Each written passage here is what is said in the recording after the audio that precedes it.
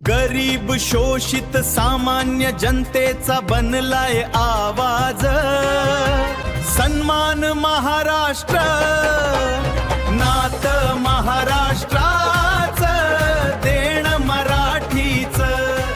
बस स्थानकाजवळ चोरी करणाऱ्या टोळीचा करमाळा पोलिसांनी लावला छडा। बस स्थानक परिसरातून चोरी गेलेली दुचाकी पोलिसांनी शोधून काढली। या प्रकरणी रावसाहेब उर्फ पप्पू पांडुरंग चव्हाण याला अटक करण्यात आली आहे।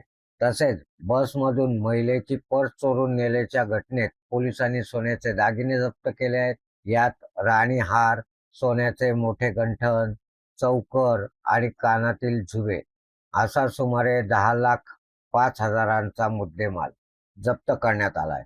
या दोन्ही कारवाईत पोलिसांनी चोरीचा माल परत मिळवून आरोपीवर कारवाई केली आहे।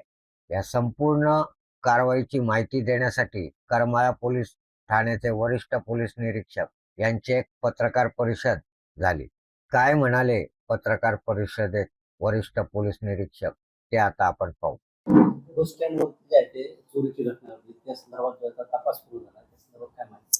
नमस्ते, मी पोलीस निरीक्षक रणजित माने, करमाळा पोलीस ठाणे। आज मी आपल्याला करमाळा बस स्थानकावरील 6 तोळे 7 ग्रॅम चोरी आणि त्याचप्रमाणे करमाळा शहरातून चोरीस गेलेल्या मोटरसायकल बाबतची प्रेस नोट देत आहे। यामध्ये दोन्ही वस्तू रिकव्हर करण्यात आलेल्या आहेत आणि त्यांची एकूण किंमत ही 10,70,000 रुपये आहे। या पहिल्या घटनेची हकीकत अशी आहे की दिनांक 30 एप्रिल 2026 रोजी सायंकाळी 5:15च्या सुमारास यातील ज्या फिर्यादी आहेत त्यांचं नाव आहे स्वाती धनंजय पुजारी, वय 32 वर्ष, राहणार अंकोली, तालुका मोहोळ, जिल्हा सोलापूर, या करमाळा इथे एका विवाह समारंभासाठी आलेल्या होत्या आणि बसमध्ये चढत असताना बसमध्ये चढून वरती गेल्यावरती त्यांच्या असं लक्षात आलं की त्यांची पर्सचे चेन उघडे आहेत आणि त्या पर्समधून त्यांच्या पर्समधील एकूण म्हणजे 25 ग्रॅम सोन्याचा राणी हार, 27 ग्रॅम वजन सोन्याचे गंठण, 10 ग्रॅम वजनाचे सोन्याची चोकर आणि 5 ग्रॅम वजनाचे कानातील झुमे असा एकूण 10,05,000 रुपये सोन्याची किमतीचे दागिने चोरीस गेलेले होते। त्याबाबत करमाळा पोलीस ठाणे येथे गुन्हा रजिस्टर नंबर 393/2026 कलम 303(2) भारतीय न्याय संहिताप्रमाणे गुन्हा दाखल आहे। सदर गुन्ह्याचा तपास करत असताना आम्हाला जे आमचे तांत्रिक विश्लेषण आणि सीसीटीव्ही फुटेज, इतर जी गोपनीय बातमीदारांमार्फतची माहिती यानुसार आम्हाला सदर महिलेचं नाव निष्पन्न झालेलं होतं। त्या महिलेचं आरोपीचं नाव आहे साधना जैन्या काळे, वय 27 वर्ष, राहणार बिडकीन, तालुका पैठण, जिल्हा छत्रपती संभाजीनगर असल्याचं आम्हाला निष्पन्न झाल्यावरती आम्ही तपास करून सदर महिलेला ताब्यात घेतलेला आहे आणि पुढची कसून चौकशी करून पुढचा तपास पूर्ण झाल्यानंतर त्या महिलेच्या ताब्यातून यातील चोरीस गेलेले संपूर्ण 6 तोळे 7 ग्रॅम म्हणजे 100% दागिने आपण रिकव्हर केलेले आहेत। सदर दागिन्यांची किंमत ही आज बाजारभावानुसार 10,05,000 रुपये आहे। सदर गुन्ह्याचा तपास हे आमचे police head constable Abhijit Moholkar करीत आहेत।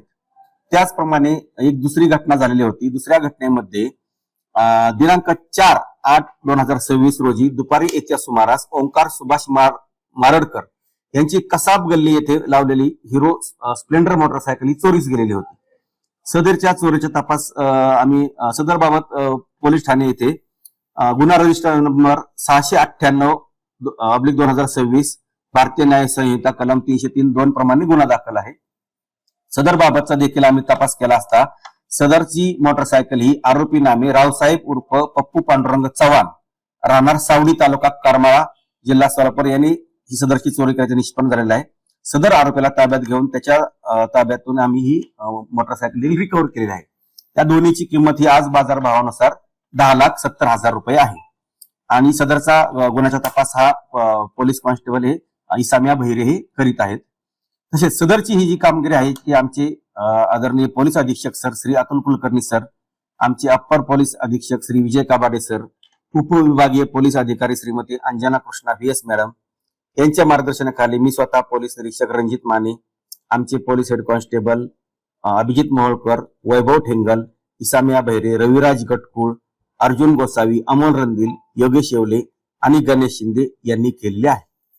सर, सदरचे जे आरोपी आहेत हे नेमकं करमाळा तालुक्यामध्ये चोरी करण्याच्या उद्देशाने म्हणजे इतर काही फक्त चोरी करण्याच्या उद्देशाने, फक्त चोरी करणाऱ्या गर्दीच्या ठिकाणांचा फायदा घेऊन बस स्टँड किंवा जत्रा वगैरे अशा ठिकाणी चोरी करण्याच्या त्यांची पद्धती आहे. आणि बऱ्याच आतापर्यंत जे गुण निघालेले दिसून येतात चोरीचे काही विषय ते बाहेरच्याच तालुक्यातून किंवा जिल्ह्यातून आलेले आहेत. बरोबर आहे. काही कामं- ते असं प्रवास करत असतात ह्या बस स्टँडवरून त्या बस स्टँडवर, जिथं त्यांना संधी मिळते तिथं ते चोरी करत असतात.